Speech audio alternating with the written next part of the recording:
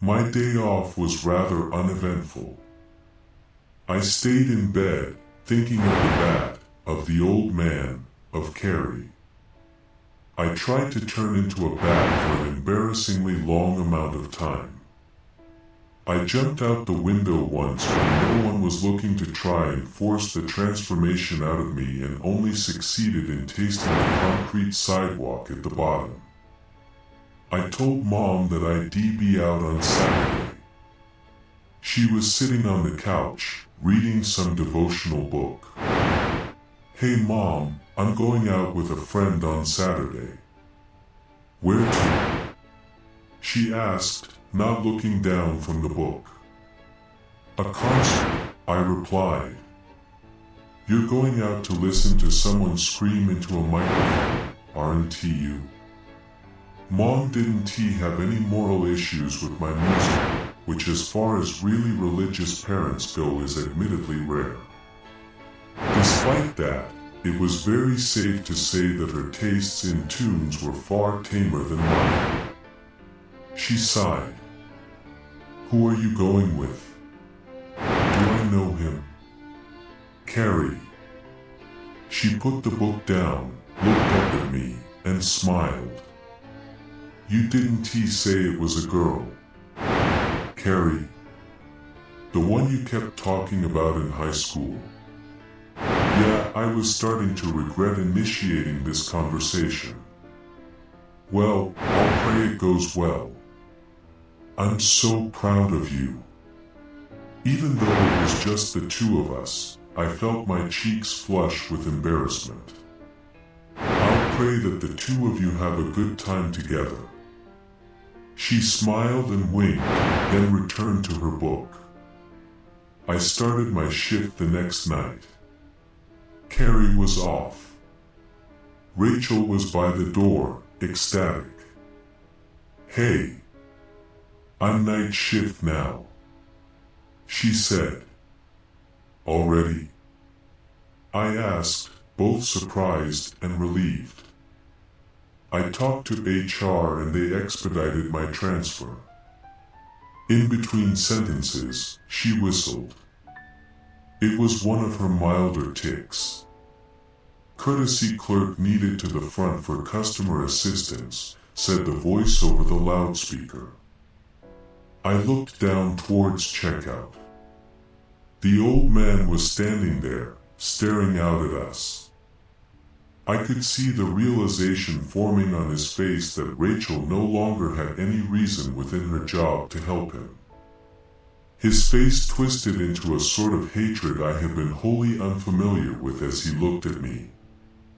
I felt my full body shudder as I remembered that night, of what he was and is capable of. Rachel stuck out her tongue at him. At least she was safe, or safer at the very least. I looked up and saw the bat. It was hanging from the struts on the ceiling. It wasn't looking at me this time. Instead, its attention seemed to be focused on the old man. The old man must have noticed, because he looked up at it, and I swear that bat shook a little. It flew off somewhere deeper into the store. I clocked in for my shift. I was working alone in the canned goods aisle, putting soup on the shelf. I broke open a box of chicken noodle soup cans, grabbed one, and as I went to fill the empty space on the shelf, there was the bat, staring at me from between the cans on the shelf. I nearly fell over. "You need to listen to me, Alex," it said. I felt my panic build. "Who are you?" "A friend." It twitched its nose. "You can't be a vampire and live a normal life too. You're a danger to everyone. You need to leave." "I know, no, I'm not leaving.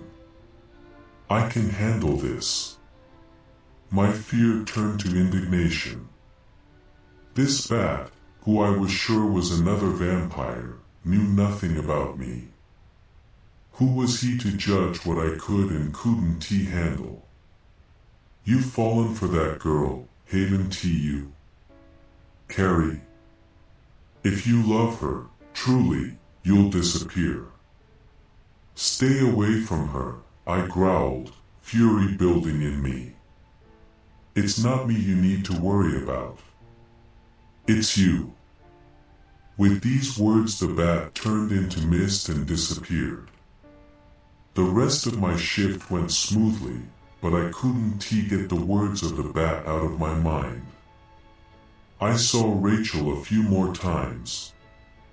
She seemed in much higher spirits than I had seen her in a while. Her tics weren't as severe either, though I occasionally could hear the distant whistle or swear word from somewhere in the store. It was large comfort to me because it meant that the old man hadn't snatched her. I wondered why he didn't just come and take her. He was strong enough to do it. Perhaps he didn't want to draw attention to himself. What was the old man afraid of? That was a thought that I very much did not want to entertain. As I walked back to my car after my shift, I was careful to scan the dark lot for that van. It wasn't there, thank God. I was less inclined to thank him when I saw what awaited me at the car. It was the bat, sitting on my side mirror. We locked eyes as I moved closer. I wasn't afraid of it anymore, just deeply annoyed. Why don't you show me who you really are? I asked. I'm hoping I won't have to. It'll be better for both of us, trust me. What do you want? My patience for the brown little bat was long gone. If you want to leave, talk with Pastor Young at your church. He'll know what to do. I looked at this little bat with perplexion deeper than I thought I was still capable of.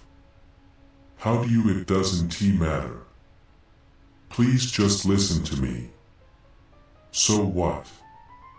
Is the almighty hand of God going to reach down and cure me? I said half mockingly. If only it were that simple. It's what I should have done all those years ago. Don't be a coward, like me. There was something familiar about the look the bat was giving me, something that I couldn't quite place. After I drove home, I gave the pastor a call. Pastor Young, God's blessings, who is this? Hey, it's Alex. I hadn't talked to the pastor in years. I stopped going to church with Mom when I was 14, much to her protest. The idea that I'd ever go back for any reason was an impossibility, until today. I'd like to meet with you sometime soon. Maybe Sunday. Sure, he replied. Pastor Young had always been likable. He was kind-hearted and a good listener when I went to church with my family, even as I was losing my faith. It felt good to talk to him again. I have on opening after the 10:30 service. We can talk then. Actually, this might sound weird. Can we meet while the sun is down? There was silence on the other end of the line. Oh, he said, followed by more silence. Meet me tonight at 11. Come alone. Actually, I was still hoping to meet on Sunday. I have plans today. I'd much rather we meet tonight, but if you insist. Where are you going, out of curiosity? A concert. Not sure where. A friend is taking me. Right. Well, I hope you have fun. There was something decidedly different in his voice, like I was meeting a different side of the man I once knew. I brushed it off. The bat said that I needed to talk to him. I had no trust for the bat, but I respected the pastor, even if I couldn't bring myself to see his God with the same reverence that he did. I also got a call this morning from management. It was Bill, much to my disgust. "Hey, do you know where that little friend of yours with the acne went? Nice to talk to you too, Bill. Is Greg late today? That's not so unusual, is it? Well, he didn't clock out yesterday, and I didn't see him after he helped that old geezer you guys keep making such a fuss over." My heart dropped. He probably just went home and slept in. Kids like him just don't want to work these days. I had no remarks or comebacks to Bill this time. "Yeah, I guess so," I said, my mind so distant that I didn't even really understand the words that came out of my mouth. Bill said something else I couldn't make out as I hung up the phone and stared from a distance at the light that seeped through the bedroom window. "The concert is tonight. My meeting is with the pastor is tomorrow. Greg is missing."